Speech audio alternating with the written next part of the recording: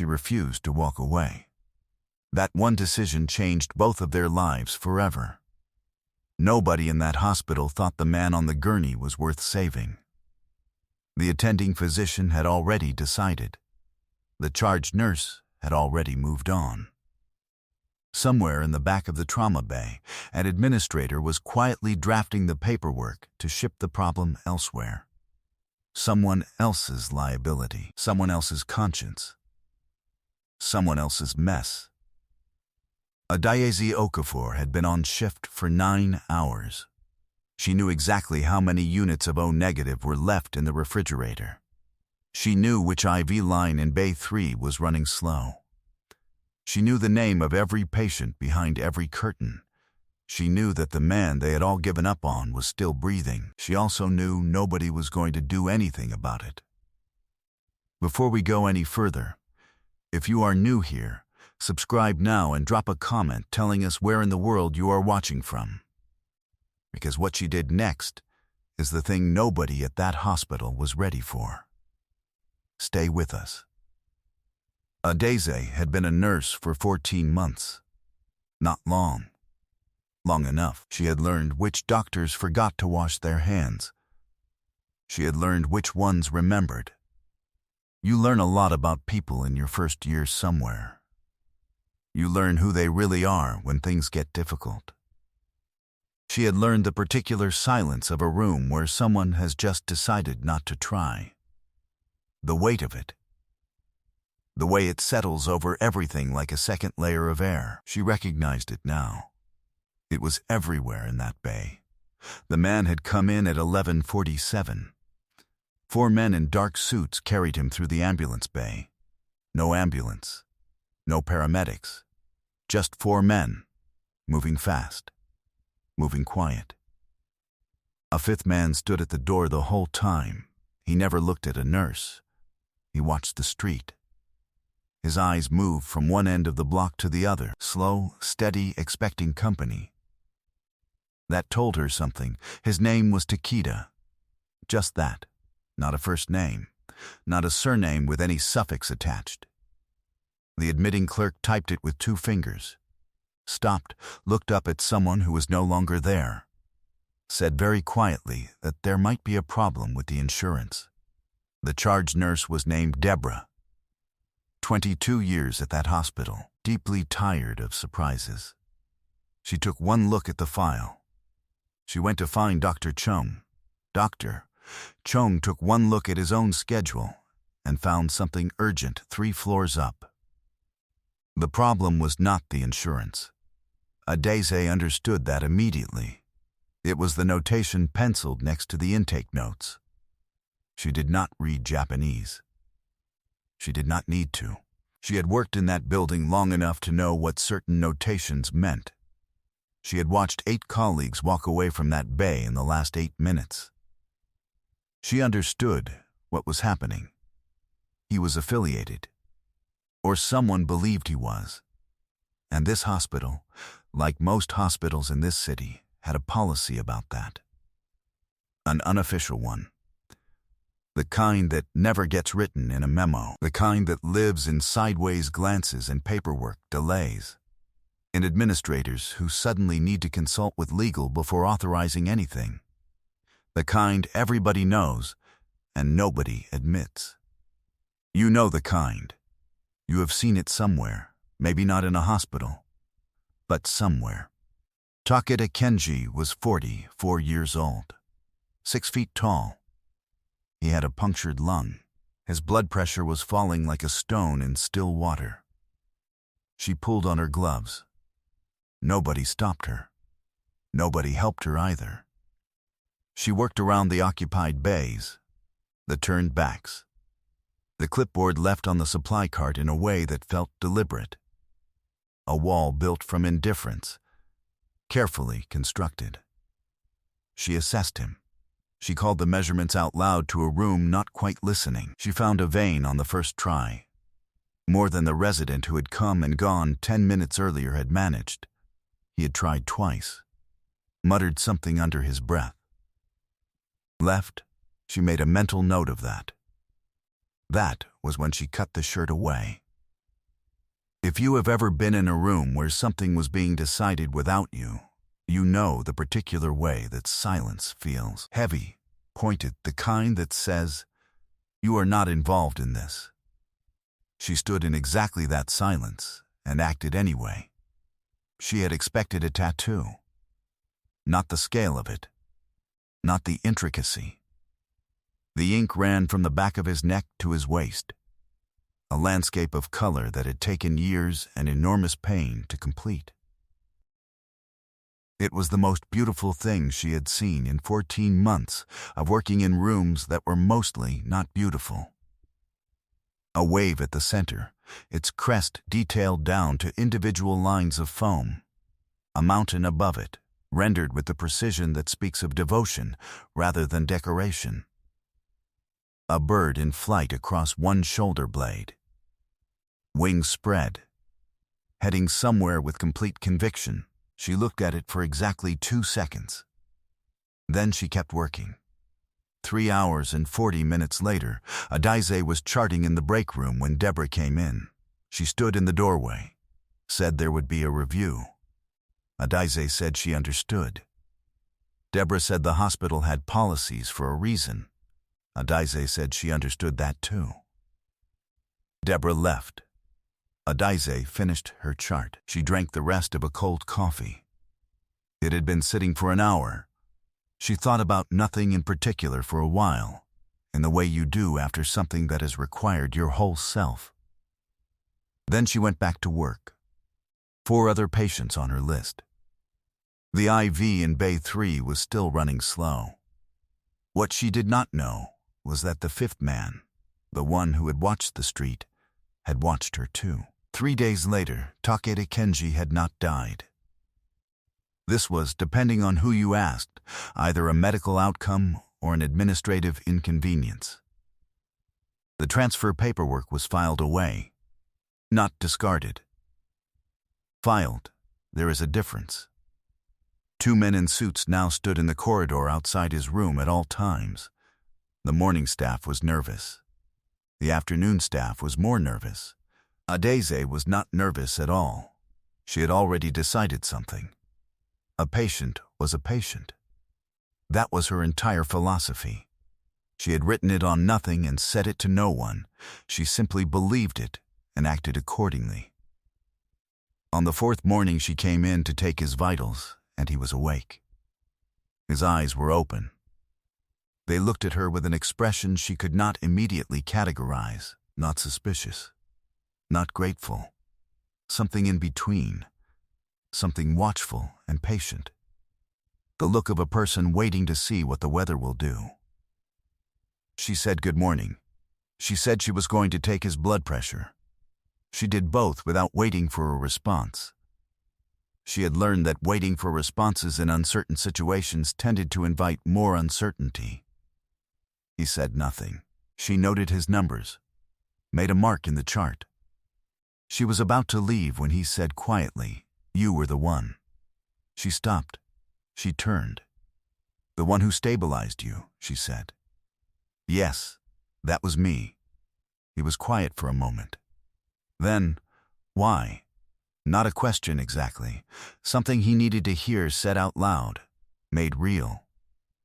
She had dealt with many patients who spoke in that register, the ones who have been through something and need to understand it from the outside before they can carry it from the inside.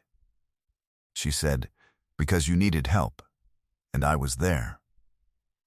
He looked at her for a long time, searching for something.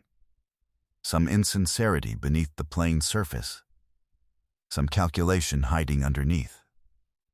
He was not finding it. She did not mind being looked at. She had been looked at all her life. For many reasons. She had learned to stand in attention without flinching, without shrinking, without explaining herself to the looking. Finally, that is a simple reason. Most reasons are, she said. She left. He watched her go.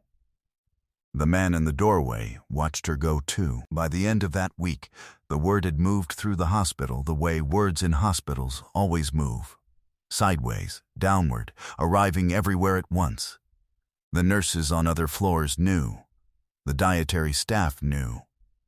The overnight security guard, a man named Gerald, 19 years of crosswords at his desk, told her at 4 in the morning, "You are either very brave or very foolish. I cannot decide which." She told him she could not decide either. The review happened on day 8. 3 people.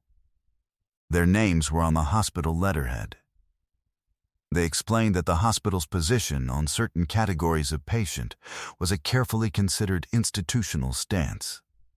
It balanced medical obligation with staff safety, community relations, legal exposure, several other things, all of which translated, when you stripped away the careful language, to this: they had decided not to help him. She had decided to help him. This created a problem for them. She said she understood their concerns. They asked if she understood that her actions had placed the hospital in a difficult position. She said she understood that they believed that. A pause. The man with the very good watch said they wanted to make sure she appreciated the gravity of the situation. She asked if the patient had been harmed by her treatment. He said that was not the point. She said, with great composure, that she believed it was exactly the point. They sent her home for 2 days. Not terminated, not formally disciplined. Home. The institutional version of a sideways warning. You know what that kind of punishment is designed to do. It is designed to make you doubt yourself, to make you wonder if you made the wrong call. She did not wonder. She went home. She slept 8 hours, more than any night that week. She woke up and made tea, sat at her kitchen window, watched the early morning traffic find its shape. She was not afraid. She was tired. Not from the hours. From being excellent in a place that had decided her excellence was inconvenient. She had met that kind of tired before. She went back on day 3. And if you are thinking that takes a particular kind of character, you are right. It does. Most people would have stayed home and started updating their resume. She went back. Takeda Kenji was still in the hospital. His recovery was faster than anyone predicted. The doctors discussed his physiology. Adeze attributed it to something she had noticed. He worked at things. Not loudly. Not with complaint. Consistently, when the physical therapist came, he did everything she asked. When Adeze told him to breathe into the resistance, he breathed into the resistance. Every time. Without needing to be reminded twice. He was a man who knew how to follow instructions from someone who knew what they were doing. She thought this was probably useful in his line of work. For different reasons. He did not ask about the 2 days she had been absent. He noted them. She could see him noting, the way he noted everything, with a quiet and comprehensive attention that missed almost nothing. He said nothing about it. She respected that. On her second day back, she came in during the afternoon and found a very small ceramic cup on the windowsill of his room. Old, simple, pale, almost the color of bone. Nothing in it. She looked at the cup. She looked at him. "You drink tea," he said, not a question. She said she did. "There is a place in this city that has been making the same kind for 200 years. The same family. The same method. When you are next free, tell Mori." He gestured toward the door. She understood he meant the man standing in the corridor. "He will take you there." She considered this. "That is a large gesture," she said. "You kept me alive. That is my job. You are the only person here who did their job." She had nothing to answer that. It was accurate. She left the cup where it was. Now, if you think she knew, at this point, what that cup would become, she did not.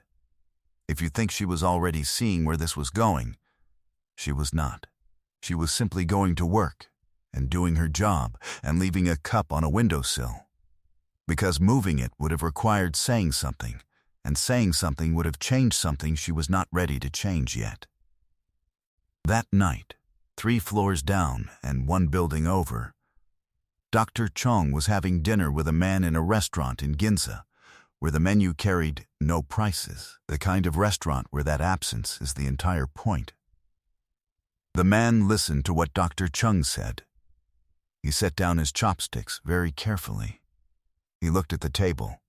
He said nothing for a long time.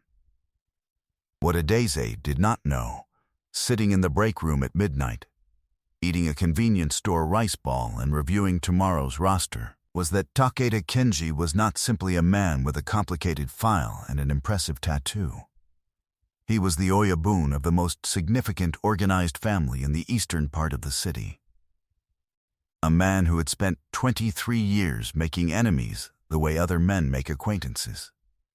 Carefully, thoroughly, in ways that would matter later. Every single one of those enemies currently believed he was dead. The punctured lung had not been an accident. 2 weeks later, she learned this not from Takeda, who did not explain himself. Not from the men in the corridor.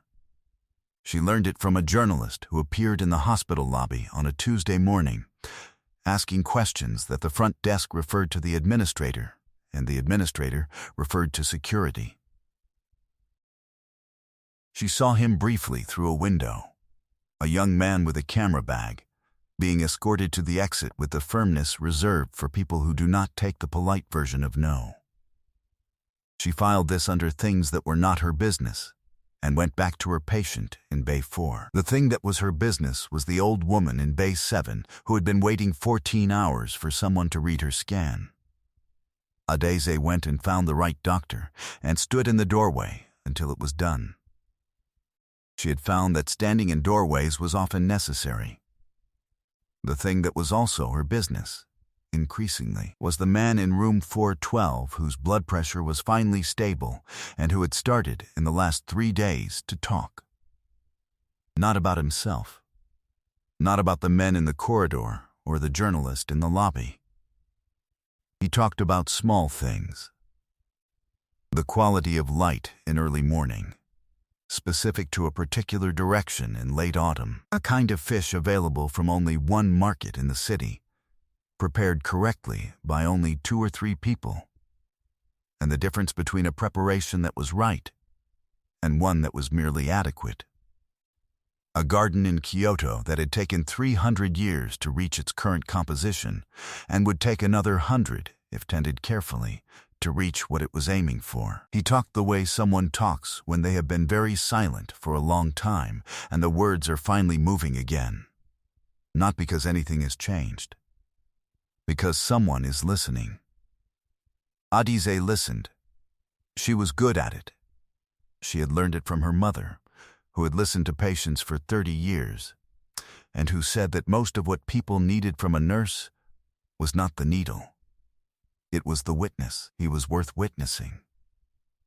Think about what it costs to be seen, not celebrated, seen, to have someone pay genuine attention to the things you say, not because they want something from you, not because they are performing interest, but because they are genuinely curious about what you will say next. You have probably had that experience a handful of times in your life, maybe fewer. It is not common.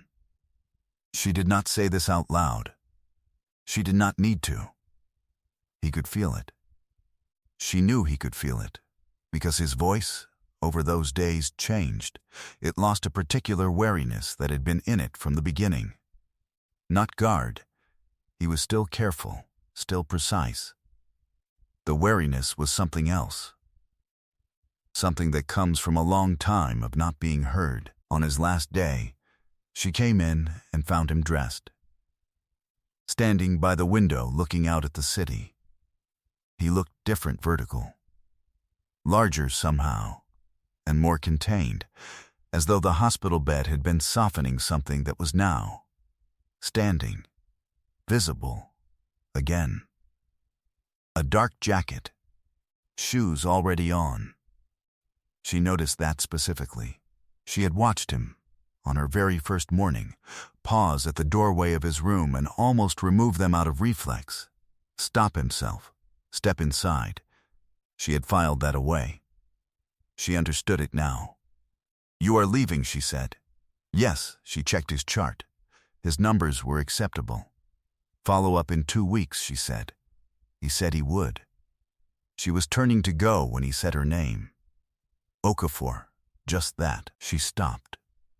"You did not have to," he said. "I know. I will not forget." You have probably heard someone say something like that before. In a hospital. In a moment of extremity. When the words feel real because the circumstances are real. And you have probably noticed that by Tuesday the feeling fades. By next month the name is gone. That is not a criticism. That is just how people work. They survive. They move. Something about the way he said it was different. Flat, without emphasis. The same voice he used when he was naming something as accurately as he could. She had heard that voice enough by now to know what it meant. "Take care of yourself, Takeda-san," she said. He stopped. She had used the form without thinking, the one she had heard the corridor men use between themselves. She did not know if it was precisely right. It had come out naturally, the way the right thing sometimes does when you stop calculating. He looked at her for a moment with that evaluating expression, searching, not finding anything to doubt. "Yes," he said. "You too, Okafor-san." He left. The corridor emptied in a way that felt sudden, like a pressure change. The men in suits were gone. The fifth man was gone.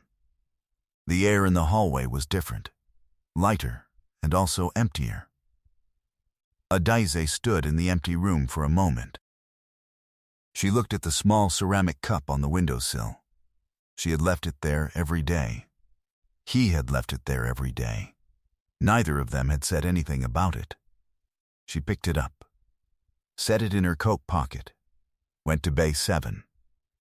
6 weeks later, 6 weeks of ordinary shifts and careful professional silence, the review board summoned her again. The room was larger. The people were different colored lanyards. The atmosphere was different too. Not the sideways warning of the first meeting, something harder. Someone had filed a formal complaint. She did not know who. She had a reasonable suspicion.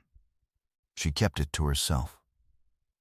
They said her conduct during the incident 6 weeks prior had been reviewed in light of additional information.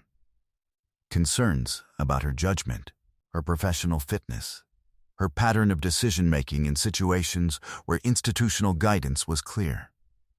All of it translated when you stripped away the careful language, too. They wanted her gone. She sat very straight. She said she would like to see the specific clinical evidence that her treatment had been incorrect or harmful. They did not have that evidence. She knew they did not, because there was none. The patient had walked out of the hospital on his own 2 feet. They said the concern was not clinical. "Then I am not sure what we are reviewing," she said. The longest silence of the meeting. The door opened. The man who entered was not Takeda. Older, smaller, a suit pressed to an uncomfortable precision. A briefcase set on the table without opening. He introduced himself as a representative of a foundation she had never heard of. He placed one document in front of the committee chair. He spoke briefly. Only that the foundation had reason to believe this hospital had failed in its obligations to a patient 6 weeks prior. That one nurse had not. That the foundation was prepared to make this belief a matter of public record if the committee wished to continue. He sat down and looked at his hands. The committee chair read the document. She passed it to her left. It moved around the table. Nobody said anything. One person cleared their throat.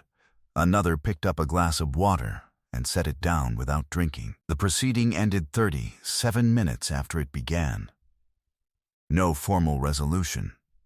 No apology. just the gathering of papers and the careful return of the document to the briefcase, and a quiet movement toward the door that started with the committee chair and, within 90 seconds, became everyone. Adeze sat alone in the large room.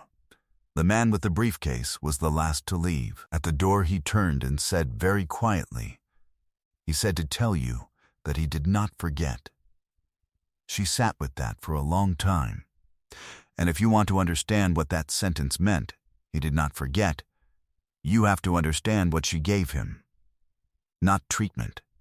Treatment was the baseline. What she gave him was simpler and rarer. She gave him the assumption that his life was worth saving in a building full of people who had decided it was not. She was the one who assumed otherwise, as a matter of course, without discussion. What she had not understood, what she was only beginning to see, was the scale of what had been moving quietly in the weeks since Takeko walked out of her ward. She would learn it in pieces. Each piece would change her understanding of those 6 weeks she had thought were ordinary. She would learn that the foundation had been incorporated 3 weeks after his discharge. That the complaint against her had been filed by someone connected to a man named Saito. Saito had sat in that Ginza restaurant with Dr. Chung. He had spent years in the business of being Takeda's enemy and had seen an opportunity in the hospital review. The journalist in the lobby had worked for a publication Saito's family controlled, not there for a story, there for a photograph. Proof that Takeda was alive. Recovering vulnerable, she learned all of this gradually, the way you learn the size of a large thing by walking around it, one angle at a time. The full shape only becoming visible when you have stood in enough different places. The first thing she learned that evening through Mori, who appeared at her door with the minimum necessary ceremony, was that Takeda would like to have dinner. At her convenience. Location of her choosing. No obligation. She sat with that message for 3 days. What would you have done? Think about it honestly. A man you stabilized in a trauma bay. Men in suits in your corridor for 2 weeks. A formal review that tried to end your career. And now an invitation to dinner. No obligation. Your choice. She said yes. The restaurant she chose was small and near the hospital. She chose it deliberately. She was not trying to be neutral. She was being honest about who she was. A woman who worked long shifts. A one-room apartment 7 minutes from her building. She did not know the places in Ginza where meals cost a month of wages. She chose a place she liked. She arrived when she said she would. He was already there. He stood when she came in. She noticed. She did not comment. The dinner was not what she expected. It was also, somehow, exactly what she expected. He was a thorough listener. She had known that from the hospital. Here it was different.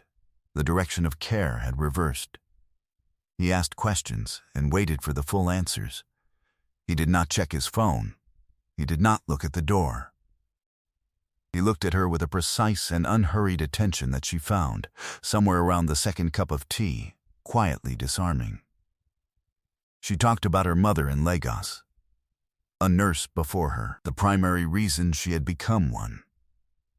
Her brother, who was not a nurse and had strong vocal opinions about this. The particular difficulty of being the kind of excellent that nobody wants to notice. Being good at something in a room full of people who have decided in advance not to see it. She had learned that early. She was still learning what to do with it. He listened to all of it. Then, you know what you are worth. Not a question. Yes, she said. That is unusual. It is also inconvenient, she said. He looked at her for a moment and then, briefly, smiled small. It changed his face anyway. They had dinner twice more that month. By the 4th time, she had met Mori properly. Full name, Moriyama Daisuke, offered with the air of someone presenting credentials. She had learned the corridor men's names, Nakamura and Ito, and that they were loyal to Takia the way a family is loyal. Completely and by design, not by calculation. She had learned his official address was in Minato Ward, and that his actual daily presence was at a smaller, older building near the water. No sign outside. She was not entirely sure what she was learning these things toward. She kept going to dinner. The season turned. The evenings got colder. She and Takeda fell into something with the rhythm of an understanding, though neither of them had named it yet. She noticed small things. He always remembered what she had ordered before.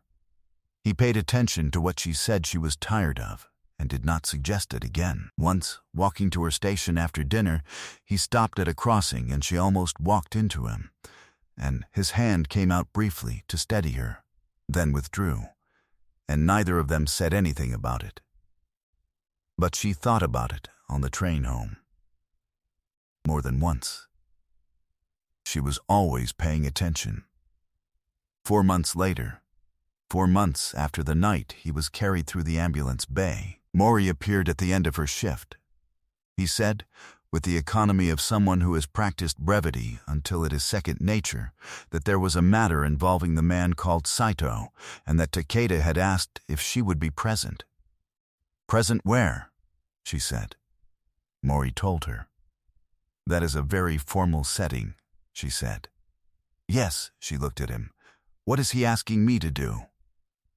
"To be there," Mori said. "Only that." She thought about the review board, the briefcase, the man who said he did not forget. She thought about the moment she pulled on her gloves. She had not made that decision expecting anything. She made it because it was the right thing. That was the only reason she ever did anything. It was also the only reason that produced results she could live with afterward. "What time?" she said. The room was large and old, ceiling very high, light that made everything look weighted. A daisy stood near the back, where Mori had suggested, and watched. Perhaps 30 people, all men except for her. The air was formal in a way you could feel, a physical pressure that had nothing to do with temperature. She was the only one who did not know all the rules. She was reasonably certain, the only one in the room who had done absolutely nothing wrong. Saito was there, smaller than she had expected. The posture of a man who arrived expecting to leave with something, and was now, in real time, revising that expectation. Takeda stood across from him. He looked the same as he had at dinner. He looked entirely different. The armor was back, not the hospital watchfulness, not the quiet attentiveness across a restaurant table. The real version. She understood it for the first time, with complete clarity. A very powerful man in a room full of men who understood exactly how powerful. That awareness operated silently on every person present, adjusting posture and weight and the direction of eyes without anyone saying a word about it. The proceedings were in Japanese. Mori stood beside her and translated in short phrases. Saito had made a move against Takeda while Takeda was in the hospital. That move had included the complaint against Adaise. That move had failed. Now there was an accounting. Saito spoke. He was, Mori said, explaining his reasoning. A business decision. Offered with the confidence of someone who has rehearsed and believes the rehearsal will hold. Takeda did not respond immediately. He let the silence work. Then he turned and looked at Adaise across the room. That was the only unexpected thing he did. Every eye in the room followed. She held very still. She did not look away. She stood the way she had learned to stand. He spoke. "Mori, quietly in her ear, this woman treated me when the hospital refused. She was reviewed for having done so. The complaint that triggered that review was filed by someone in this room." A pause. He is asking Saito to address this directly. Saito did not address it directly. Something about the situation being complicated. About institutional policies. About arrangements of words that Adaise, even without the full translation, could feel adding up to nothing. Takeda said one sentence. Short, flat, the room changed when he said it. Mori translated. He said, "She knew what she was doing, and she did it anyway. That is the only thing that matters." What followed took 4 minutes. A formal apology delivered at the front of the room by a man who found every second of it expensive. The bow was long, longer than it needed to be. The duration had been specified. The specification was not optional. Not addressed to Takeda, addressed to her. You know this moment. You have been waiting for it since the very first scene of this story. So had she. And if you have ever been dismissed, overlooked, or told that your judgment did not count, you know exactly what it means to stand in a room where the correction is finally happening. You understand why she stood still. You do not run from something you have waited for. The specific public correction of the specific public wrong. She stood in it. She did not look away. She remained herself while it happened. That was the only way she had ever known how to receive anything. When it was over, the room began to empty with the practiced quietness of people who understood something had concluded. She stood near the back while men she did not know passed on both sides. Not one of them looked at her the wrong way. Not once. Not even the ones who had, in the first 5 minutes, looked at her exactly that way. Mori was beside her. He wants to know if you are all right. Tell him yes. He wants to know if there is anything he can do. She thought for a moment. Not long. Tell him the IV line in Bay 3 at the hospital has been running slow for 6 months and no one has replaced the fitting. Mori looked at her. Tell him, she said. He said something quietly that she thought was the Japanese equivalent of remarkable. He took out his phone. 3 days later, the fitting in Bay 3 was replaced. The work order listed a vendor she had never heard of. Nobody asked questions. The IV ran correctly from that morning. Adaise noted it in the log and moved on to her next patient. The months that followed did not look, from the outside, like anything remarkable. She went to work. Long shifts. She was good at her job, which the hospital had quietly and without announcement stopped pretending not to notice. Certain institutional calculations had been rearranged, not discussed aloud. Understood, Dr. Chung requested a transfer to another department. She heard this from Gerald at the security desk. She did not ask for details. She and Takeda had dinner regularly now. Monthly at first, then more often. He had, over these dinners, told her things about himself the way he had talked in the hospital, at angles, through the specific. She had learned about his mother, who died when he was 11, about the man who raised him after, not his biological father, but his father entirely, who had died 6 years ago, in a way that Takeda never described, but which she understood from the care he used not describing it. She had learned about the tattoo, not its meaning. She had not asked, and he had not offered. Some things belong to the person who carries them, but he told her it was begun at 22 and completed at 38. 16 years. Each element added at a specific point, meaning something he would always know even when no one else did. The permanence of it. Hidden under every formal surface. Legible only to him, and to the few he had allowed to see it in moments when he had no choice. She thought she understood something about that. She had also learned, not from him, that the thing that had put him in her hospital was resolved. She did not ask how. She knew it the way she knew many things about him, through the texture of his attention. He was less watchful of the periphery. He watched her more. She was not sure what to do with that. She did what she usually did with uncertain situations. She proceeded carefully and kept paying attention. On a cold evening in November, they were at a restaurant near the water, the kind of place where the ceremony of the meal is felt but not announced. The person who seated them did not ask their names. She had been quieter than usual for part of the evening. He noticed. Because he always noticed. "What is it?" he said. "I have been offered a position, another hospital, better one, on paper." He waited. He did not fill the space. A research role.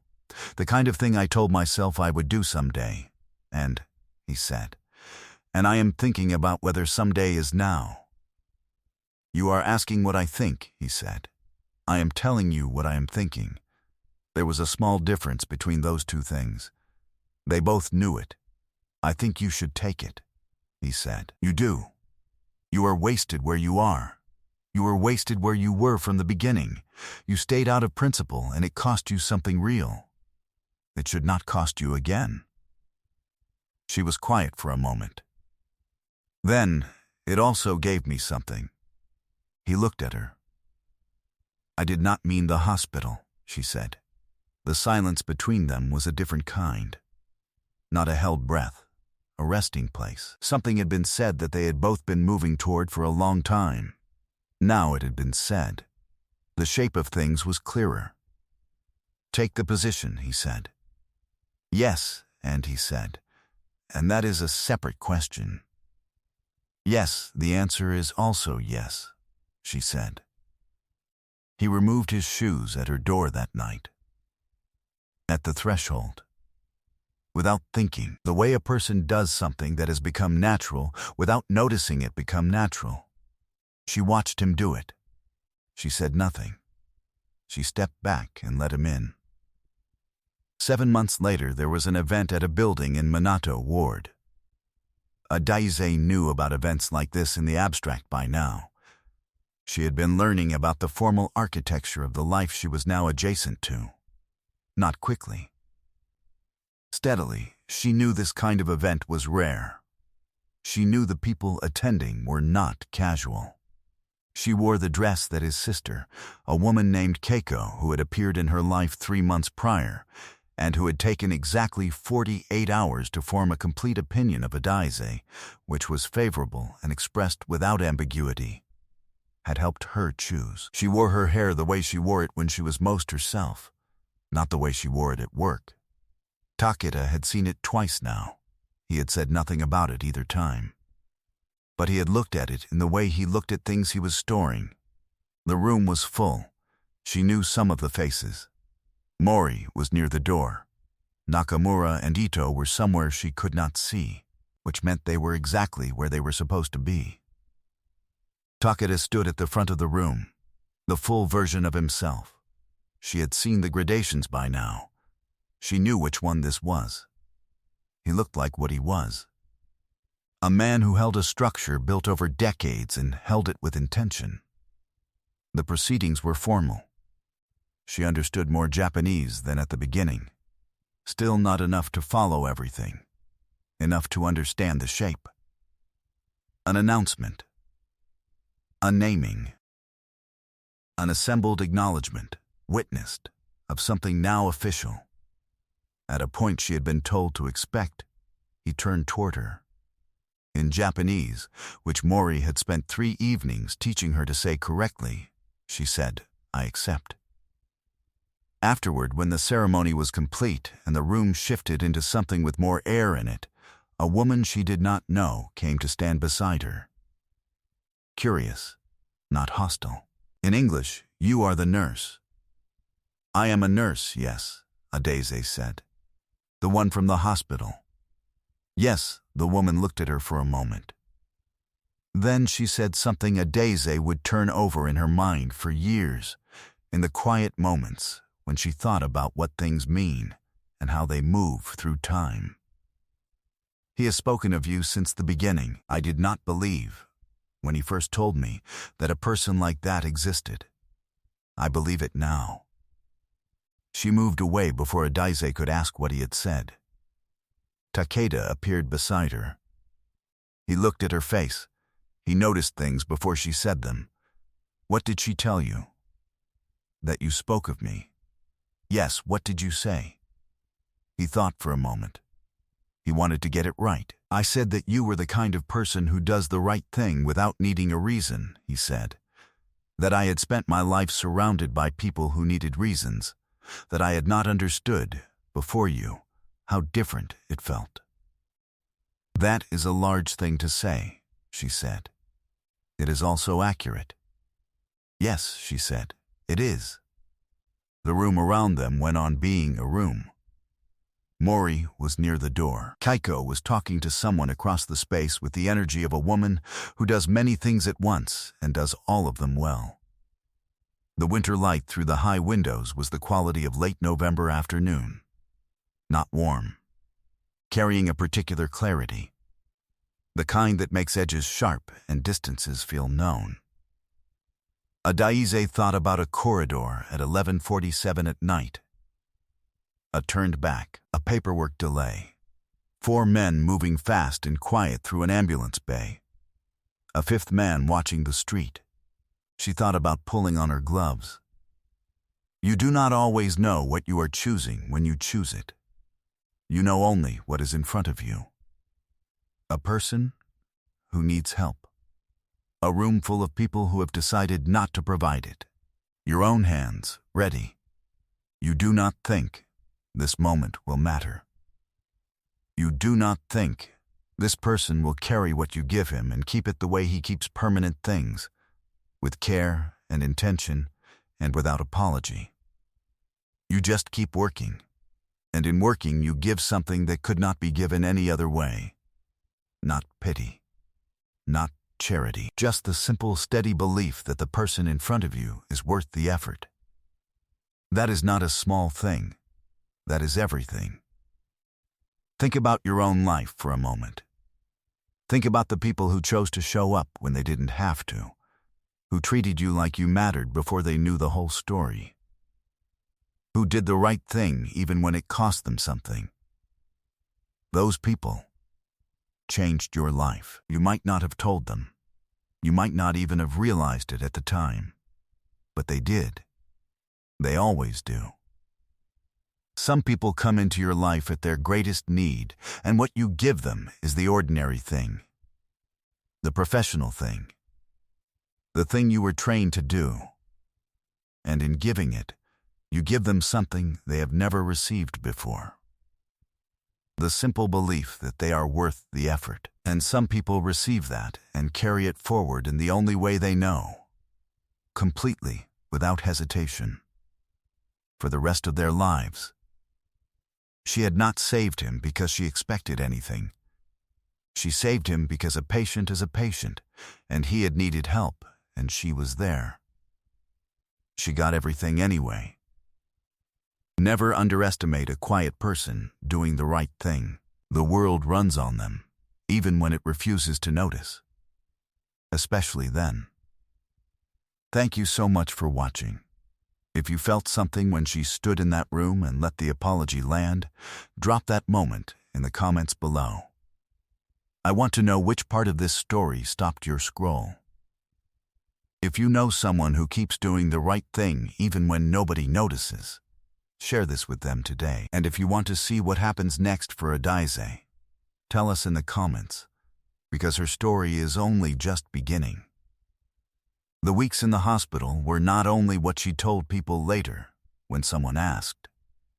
They were more than the chart entries and the blood pressure readings and the careful, professional distance she maintained, because that was the right thing to maintain. They were also the small things that happen in a room when 2 careful people stop performing carefulness and simply exist near each other. On the 7th morning, she came in early. Earlier than her shift required. She told herself she was checking the floor. She was checking him. There was a difference, but she let it stand unexamined. He was awake. He had been watching the window. The city was doing the thing it does in early morning, when the light has not yet committed to the day, and everything looks like it is still deciding what it will be. He did not turn when she came in. She checked his vitals without waking him from whatever he was looking at. He said without turning, "You come early." She said, "I come when I am needed." He said, "I am not in distress." She said, "I know." A pause. Then he said, "Why then?" She did not answer immediately. She noted his numbers in the chart. She hung the chart back on its hook. She looked at the window for a moment, at the same light he was looking at. "I wanted to see that you were all right," she said. "You do not have to be in distress to warrant that." He turned and looked at her. She held the look. She did not explain herself further because there was nothing further to explain. He turned back to the window. "Sit down," he said. She considered this. Then she sat in the chair beside the bed, and they both looked at the window and the light coming through it. And neither of them said anything for a while. And it was, she would think later, one of the more comfortable silences she had ever occupied. On the 9th morning, she came in to find he had already eaten. The breakfast tray was pushed to the side. He was reading something on a very thin device that he put away immediately when she came in, with the unhurried but definite movement of someone who has decided that what they are reading is not relevant to the current situation. She noted this. She did not mention it. What she mentioned, because it was in the chart and relevant, was that his oxygen saturation had been low overnight. Not dangerously so. Worth monitoring. She said this while checking his hands, a specific check she had learned in her training, the kind that tells you things a machine cannot. He looked at her hands while she checked his. She was aware of this. She focused on the work. "You are very precise," he said. "Yes," she said. "It is useful." "You were precise when you found the vein," he said. "I was not entirely unconscious." She looked up at him. "You were in a great deal of pain." "Yes," he said.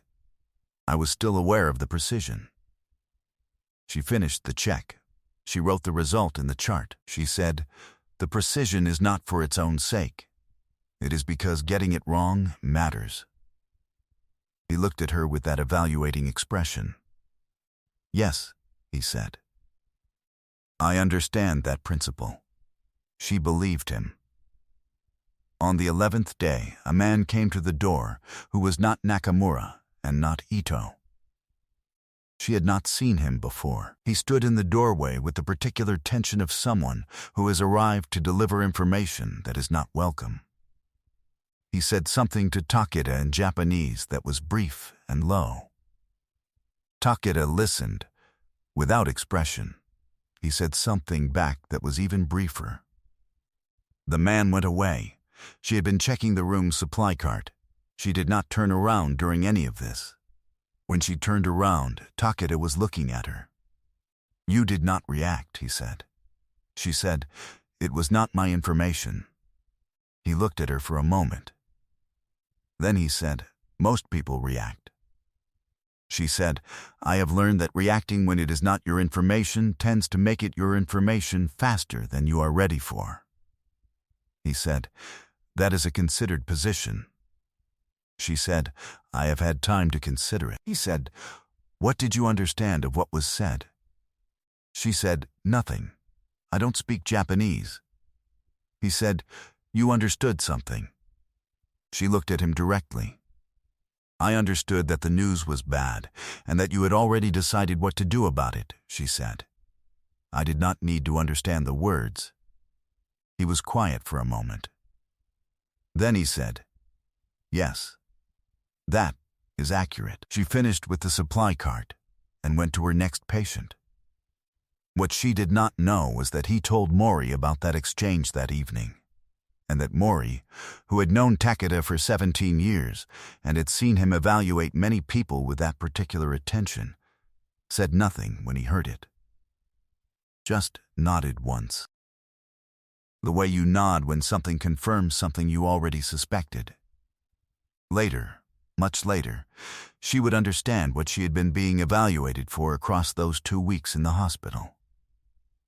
Not her competence.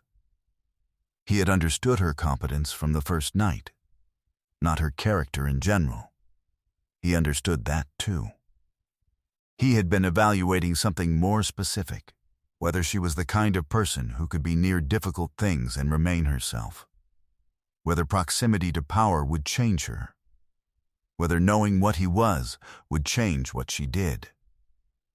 He had reached his conclusion before the ceramic cup appeared on the windowsill. The cup was not a test. It was a first gesture toward something he had already decided to try. She had not known any of this at the time. She had simply gone to work. She had simply done her job. She had simply, day after day, been herself. Some tests are only visible as tests afterward. The first time she met Keiko was unexpected. It was 5 months after the hospital, 2 months after the dinner in November. She was at Takeda's building near the water for the first time. Not the official address, the actual one. She had not been inside before. He had not suggested it before. That evening he had, and she had come. The building was older than she had expected. More lived in. The entryway had a low table with a vase on it, containing 3 stems of something she could not immediately name. The stems were slightly asymmetrical. She looked at them for a moment before she noticed that someone was already in the room. Keiko was perhaps 35. She was looking at Adaise with the directness of someone who has decided to form an opinion and is forming it now, openly, without pretense.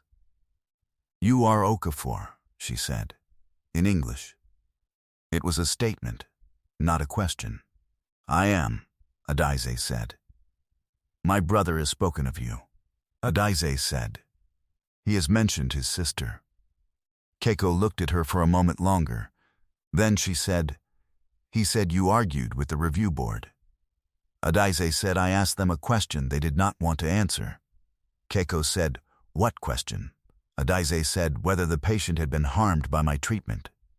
Keiko was quiet for a moment. Then she said, and they could not answer it. "No," Adaise said. Keiko looked at her for a moment more. Then she turned toward the kitchen. "Come and have tea," she said.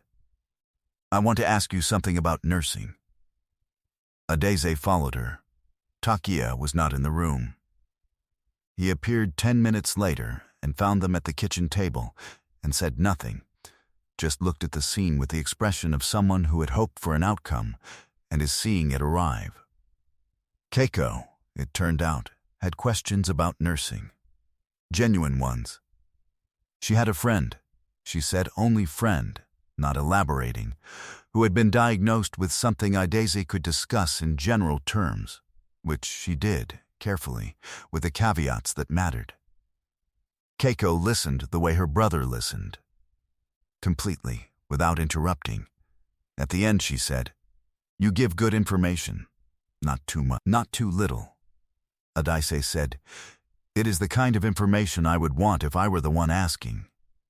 Keiko looked at her, and then at her brother, who was standing in the doorway of the kitchen with a cup of tea he had made for himself, and then back at Adaise. "Yes," she said. "I can see that." She did not explain what she could see. She did not need to.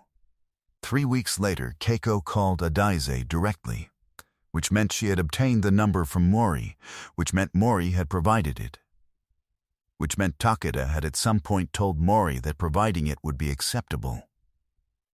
Adaise understood this chain of events and said nothing about it. She answered the phone. Keiko said, "The dress. For the event in Minato. You should let me help." Adaise said, "I was going to buy something." Keiko said, "You were going to buy something sensible." Adaise said, "What is wrong with sensible?" Keiko said, "Nothing is wrong with sensible." But sensible is not what that room requires. That room requires you to walk in and be exactly who you are in a way that everyone in it can see. Adaise was quiet for a moment. Then she said, "All right." They spent a Saturday afternoon in a part of the city Adaise did not know well. Keiko moved through it with the confidence of someone who has strong opinions about specific things and has found the places that honor those opinions. She was brisk and certain and occasionally hilarious in a dry, understated way that Adaise had not expected and liked immediately. She found the dress in the third place they went to. She held it up and said, "This." Adaise tried it on. She looked at herself in the mirror for a moment. "Yes," she said. Keiko said, "Yes." Neither of them said anything more about it. They went for tea afterward and talked about the friend with the diagnosis and about Lagos and about the particular quality of silence in very old buildings, which Keiko loved. Adaise went home thinking about how you do not choose all the people who become important to you. Sometimes they appear, already having decided, and you simply have to keep paying attention. She took the research position. She gave notice at the first hospital on a Wednesday morning, in writing, professionally, with the appropriate courtesy. The woman at HR said she was sorry to see her go. Adaise thanked her. She believed she was telling the truth, this HR woman. The institution had not wanted her there. Individual people had. Those were different things, and she had learned to distinguish between them. Her last shift was a Friday night. She worked it the same way she had worked every shift. Completely, she was not sentimental about it. She was not unsentimental about it either. She simply worked the shift, and when it was over she said good night to Gerald, and he said good night to her, and she walked out of the building into the city. Mori was parked across the street, not because she had asked him to be, not because Takeda had sent him. She understood, looking at the car, that he had come because this was a significant evening, and he had decided, in the private economy of how he operated, that significant evenings did not go unmarked. She walked across the street and got in the car, and he drove her home without asking where she was going, because he already knew. She started the research position on a Monday. The hospital was different, better equipped, more formally organized. The people she worked with were different. Some of them were better. Some were not better, just differently limited. She learned this in the first 2 weeks, which was faster than she had learned it anywhere else, because she was looking for it now. She knew what to look for. The work itself was different. She was in rooms less. She was in her own head more. She had not been sure she would like this. She found she did. She had a particular aptitude for analysis that her former role had not fully exercised, and that this one did, consistently. She went home most evenings, feeling used in the right way, which was a feeling she had missed without knowing she was missing it. Takeda noticed. He said, "At dinner 3 weeks into the new position, you are less tired." She said, "I am differently tired. It is better." He said, "Yes, I can see that." She looked at him. "Do I look different?" He said, "You look the same. You move differently, the way someone moves when they are spending energy on something that gives it back." She thought about that. She said, "You pay attention to how people move." He said, "I pay attention to how you move." She had learned by then not to let things like that pass without acknowledging them. She had learned this slowly, because her natural habit was to file things and address them later, in private, at a time of her own choosing. She had learned that some things deserve an answer at the moment. "I know," she said. "I have noticed." He looked at her for a moment. Then, with the economy that was his version of warmth, Good. The night before the event in Minato Ward, she could not sleep. Not because she was anxious, because she was thinking. She lay in her apartment and listened to the city and thought about a corridor at 11:47 at night, and about how much distance you could travel from a single decision if the decision was the right one. About how you do not always know which decisions are the right ones until you have traveled far enough from them to see where they led. She thought about her mother in Lagos, who had told her once, when she was very young, "Do not wait until you are certain before you act on what you know. Certainty comes after. The act comes first." This had seemed to her at the time like a frightening way to live. She understood now that her mother had been describing the only way to live that was actually honest. She went to the event. She wore the dress. She stood in the room and said the words Mori had taught her, and the room shifted in the way rooms shift when something official has been concluded. And afterward, standing with Takeda, she thought about none of that. She thought about the small ceramic cup, still on her windowsill at home. The pale one, the color of bone, which she had moved from the hospital and which she had kept without explaining to herself why. She thought about a man who had been brought in on a gurney at 11:47 and who had said with absolute flat precision that he would not forget. She thought about what it means to be believed, not praised, not celebrated. Believed, the simple, uncommon thing. "What are you thinking?" he said. She said about a cup. He said, "The one on the windowsill." She looked at him. "You noticed." He said, "I notice everything in your apartment. You know that."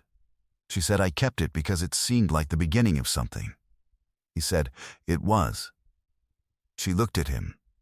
He looked at her. Outside the high windows, the city was the city, indifferent and permanent, doing what it always did. "Yes," she said, "it was."